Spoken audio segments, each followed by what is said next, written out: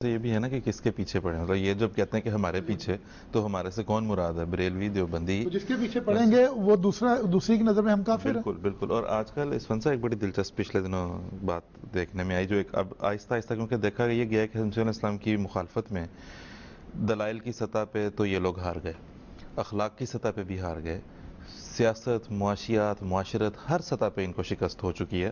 اب جو وہ بعض نئی اس میں چیزیں نکالتے رہتے ہیں، نئی راہیں ڈھونڈتے ہیں۔ ایک مثلا یہ پچھلے دنوں میں آیا کہ جی مسیح موعود امام مہدی کا کانسیپٹ جو ہے قرآنی ہے ہی نہیں، نہ کسی نے آنا ہے نہ آئے گا۔ یہ اقبال کے انہوں نے ایک پرانے وہ باسی کڑی میں اقبال جس کو کہتے ہیں کہ یہ مجوسیت ہے، ہر وقت کسی کے انتظار میں بیٹھے رہنا۔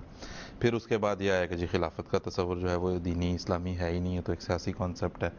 پھر اب ایک جو نیا آیا ہے وہ یہ کہتے ہیں کہ یہ احمدیوں کا پروپیگنڈا جو ہے کہ اسلام میں بہت فرقے ہیں، یہ غلط ہے، کوئی فرقے بازی نہیں ہے، بڑے فروعی سے ہمارے اختلافات ہیں آپس میں۔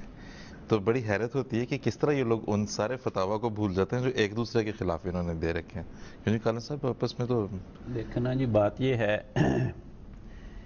ایک طرف تو ہمیں غیر مسلم کہا جاتا ہے اور پھر ساتھ اس تمنا کا بھی اظہار ہوتا ہے کہ اے غیر مسلموں آؤ ہمارے پیچھے نماز پڑھو۔ بھئی بات یہ ہے، ہندو کو غیر مسلم مانتے ہیں، کبھی کسی نے اس تمنا کا اظہار کیا کہ اے ہندوؤں میرے پیچھے آ کے نماز پڑھو، اے یہودیوں میرے پیچھے آ کے نماز پڑھو، اے عیسائیوں، اے بدھو میرے پیچھے آ کے نماز پڑھو؟ تو اگر ہمیں بھی یہ اسی کیٹیگری میں شمار کرتے ہیں تو پھر ان کو کیا تمنا ان کے دلوں میں مچرے کہ ہم ان کے پیچھے جا کر نماز پڑھیں؟ انہیں تو ہمارا شکر گزار ہونا چاہیے کہ اگر ہم ان کی نگاہوں میں غیر مسلم ہیں تو ہم ان کے پیچھے مقتدی بن کر ان کی نمازوں کو خراب نہیں کر رہے، ہم ان پہ ایک احسان کر رہے ہیں۔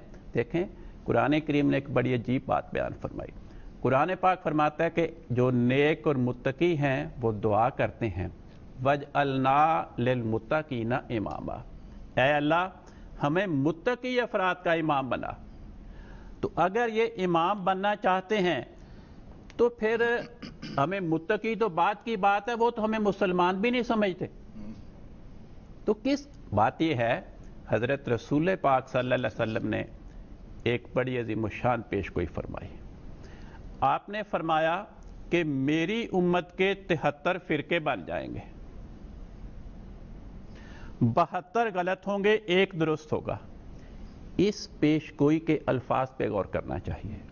یہ جو کہا جاتا ہے کہ ہم سارے متحد ہیں، کوئی فرقہ بازی نہیں، جو شخص یہ کہتا ہے وہ دوسرے الفاظ میں حضرت رسول پاک صلی اللہ علیہ وسلم کی پیش گوئی کی سچائی کا انکار کر رہے ہیں۔ لیکن اس میں جو باریک پہلو ہے وہ یہ ہے کہ آپ نے 72 فرقوں کو غلط قرار دینے کے باوجود کیا فرمایا؟ میری امت کے فرقے ہوں گے، ان کو اپنی امت سے خارج قرار نہیں دیا۔ 73 فرمایا میری امت کے 73 فرقے بنیں گے، 72 غلط ہوں گے، ایک درست ہوگا، لیکن ان 72 کو بھی غلط ہونے کے باوجود اپنی امت سے باہر نہیں نکالا۔ بالکل، بہت شکریہ خالد صاحب، جزاک اللہ۔ یہاں یہ ان ہمارے ناظرین کے لیے جن کا یہ خیال ہے یا جو ایسے لوگوں کے ہم خیال ہیں کہ جو اب انہوں نے ایک نئی پرچار یہ شروع کی ہے کہ جی اسلام میں کوئی فرقے نہیں ہے، یا ایسے ہی جماعت احمدیہ نے پروپیگنڈا کر رکھا ہے، وہ جس طرح بھی خالد صاحب نے بتایا وہ در حقیقت حضرت اقدس محمد مصطفیٰ صلی اللہ علیہ وسلم کی پیش گوئی کا انکار کرنے والے لوگ ہیں۔